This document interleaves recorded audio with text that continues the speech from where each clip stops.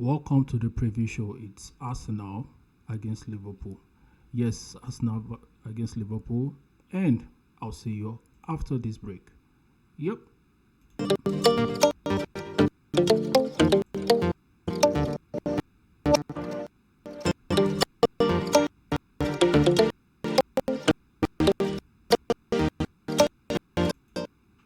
So, welcome back to the show. And today, what are we going to be talking about? We're going to be looking at what our starting 11 will look like, our predicted starting 11 against Liverpool today at the Emirates. So I would want you guys to drop your comment in the comment section and tell me what your predicted starting 11 is going to look like. And 2 days ago, we had talks from people saying Saka is fit. Arsenal is just hiding him. Some other ones are saying, what's his name? Timber is fit. Arsenal don't want anybody to know. Yes, and also I will tell you, don't believe anything you hear from the press. And also, they are not allowed into the Arsenal full training session. They only allow 10 to 15 minutes of the training session, and then they are asked to leave. After which, the real deal happens. So, with talking about the real deal, yesterday,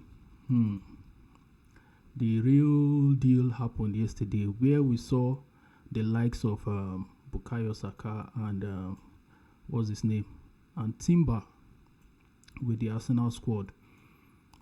Yes, arriving at their hotel. Yes, that should be their hotel, and the pictures have been everywhere. We're having our main men, the men them, everywhere. Let me show you what I mean by that, and this is it. Yep, that is Timber, and that is Bukayo Saka. Yes, those are the two of them we've seen arriving with the team yesterday at their hotel, which is a good thing. And if that be the case, what will your predicted 11 look like? Let me know in the comment section. I'm still waiting for your comment, guys. And for me, I know who my goalkeeper is, but the back line is where the real deal, the real issue is. Now, looking at our back line, who do you guys think would be our starting 11? The four men behind, if we're going by four-man defense, we know the what's his name? Ben White is fit, and if so, he'll be playing right back. Now, where the problem is our 4 and 5, because we do not have what's his name? Saliba, due to suspension. And if we do not have Saliba due to suspension, then voila deal. We already know that. We know that already, which is a much reason why who will fit into that position, because Ben White can play there, but he hasn't played there in a long while. So waiting will can happen now. Who are we going to have there playing that position? Kivio? Never. Ateta should not even try that. So this is where I come in with my own thoughts, saying possibly Declan Rice should fall behind and play that position, so we do not have Kivio playing in that position for us. I no agree me. So when we come out Kivio for that position and put what's his name, Declan Rice there, he pairs with Gabriel Mangales, and with that, having seen that Timber is with the team, Timber would play the left back, because Zinchenko against Salah now death sentence. So with that would be my predicted 4 behind, and then sitting right in front of them is where I will put Thomas Partey.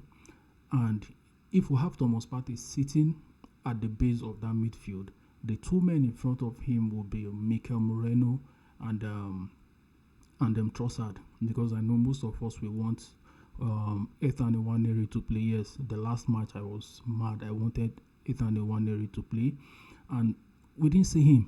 We didn't see him at all, not even a minute. I was part of those that got angry, that went mad, and like, Ateta the craze, what is the meaning of all this nonsense? But then, he knows what he's doing. Now, let's have Trossard there, see how the game goes, and then possibly introduce Ethan Iwanere in the second half. Give him some 10-15 minutes to see. But depending on how the game goes, hope no red card today. And if we have that, what will our front three look like? With Bukayo Saka in the squad, definitely you know he's starting. Bukayo Saka, we missed you. We cannot lose Saka and then lose Odegaard at the same time. It is not going to work, and that is my anger with this international break. Now, after this week, next week, they are going for another international break again. Makagini now, wetin happen? It's getting too much with all of this international break nonsense. I do not fancy it at all. So having Saka as our right hand man on the right wing of the attack, Martinelli on the left, yes, no argument on that, because Trossard, having played that position for how many matches, has really gotten us into trouble. And the new class Trossard has gone to join is annoying. It is really, really annoying that Trossard has gone to join that class. Please, Trossard, get out of that class you have decided to join, because it is not funny at all. I'm pissed off already. Now, having Martinelli on that wing, our striker should be Kai Havertz. I don't want to see Kai Havertz in the midfield, Jesus starting or putting Raheem Sterling somewhere. This is my predicted starting 11. Now, going head to head with these guys, look at what we did last season. We drew at Anfield, they came to the Emirates, and we demolished them. Remember the first goal when what's his name? The troopers came to Kai Havertz, the goalkeeper. The goalkeeper saved it and Saka put it in. That was the first goal. The second goal, you remember they scored a goal where what's his name? Gabriel Magalhaes was trying to defend the ball for the goalkeeper to come, but it didn't happen. That was how they scored their goal. And then second half came. Something similar happened, but what's his name? Van Dijk was trying to cover up for the keeper to come get the ball, and what happened? He missed it, and Martinelli slotted it in. That was where the Trossard we love, that was where he came in. Not this new Trossard that is in a class of his own. The Trossard we know and love, that was where he came in. And then, whoop, he put the ball in between. Remember the goal is even making me laugh. And that was 3-1. And that is what we want to see. Look at the press, the media saying all sort of nonsense. Let me look for one. Imagine some are saying, what has who will you rather have, Luis Diaz or Leandro Trossard? When it comes to finishing, it is Leandro Trossard. When it comes to impact in the team, it's Leandro Trossard. Apart from the last 2 or 3 matches that he has decided to be something we do not know. Now, you know who I want to talk about already. Jamie Gallagher, what's his name, saying that Arsenal can afford to lose, but also have to cut out the noise. The noise is being driven by him and Neville, which is true. Just like it was in February when we played Liverpool. We were 8 games. We were 8 games in and have lost 1 game. Even Roy Keane rubbished him. If you watch that on Sky Sport News, these guys will not just get their mouth off Arsenal. I don't know what their issue is with Arsenal, but then they should behave themselves, because in this calendar year, Arsenal have only lost 2 games. One last season, before the Champions League match at Bayern when we played Aston Villa, and that was where we lost. And now against what was their name, Bournemouth, with 1 man down. Those are the 2 games from January till October that we are, and these people will not let Arsenal rest. But then let's see what happens today, Gunners. I'll still come to my scores prediction, but before I do that, how many of you watched what happened yesterday? Aston Villa, the same thing that happened with Arsenal against Newcastle, where Willock brought the ball in after it went over the line and got on score, and then the VAR said the ball had not gone out, that the shadow of the ball was over the line. And then people like Gary Neville in another match picked the ball, put on the line and was saying all sorts of nonsense. And yesterday, the same thing. Now, we know that Newcastle was given that goal. Yesterday, now, Aston Villa had the same thing. Scored.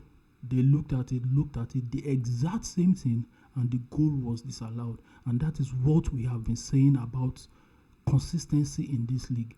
Consistency is what we want. All this nonsense you give this in this game, this other game you do not. Look at what Foden did yesterday. Look at what Foden did in their match against who did he play? Against Southampton. Yes, I think Lallana is at Southampton, where he wanted to take the ball and Foden kicked the ball away. No yellow card, nothing. Look at when they defended the ball, removed the ball from what's his name? What's this their midfielder's name? I've forgotten. It's not Gundogan. The ball was taken off him. The ref blew against Southampton and gave them a yellow card. This is what we are saying. Consistency is what we want in this league. But then they will refuse to give that to us. No problem. We'll meet. Now, coming to Scott's prediction. Arsenal, I beg you in the name of God, don't put me to shame. This match is looking... It's looking... is it a draw? Or a 2-1 win for Arsenal? I'll either take a draw or a 2-1 win. I am not... And the reason I say so is because now last season, if you look at last season, now if you look at head to head, I'll still come back to it. If you look at overall, we've played 71 matches at the Emirates against Liverpool, and then we've won 20. They have won 26, and we've drawn 25 of them. No, not at the Emirates. Both ways, but at the Emirates, we've played 37 matches against Liverpool. We've won 7, they have won 17, and we've drawn 13 of it, which is not a good record. And then overall in the Premier League, what I gave you was the for Premier League and then the overall matches. But the overall matches for EPL itself, we've played 58 games against Liverpool. We've won 16, they have won 22, and we've drawn 20 against them. Now, looking at last season, like I mentioned, at first it was 1-1 draw at Anfield, and at the Emirates we won 3-1. Now, looking at all these stats and the situation on ground with Arsenal, the fitness of our players, and not having Odegaard, if we manage to score a goal or two, they call us the Dark Art Masters, so that is what I see. If we get 2 quick goals like we did last season and the season before, when we attack the team back to back quickly, we attack them and we are good to go. We'll defend. Yes, we'll not go all out like that.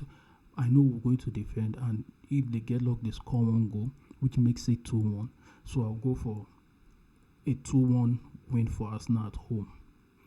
And that is where I bring it to an end. I don't know, I might be streaming live watch along for the match later on. Let's see how it goes. Please, if you haven't, kindly like, share, subscribe, and turn on your notifications so that when I drop any content, you'll be the first to be notified. Thank you, and Toby Gona is out of here. I'll see you guys soon. Thank you. Cheers.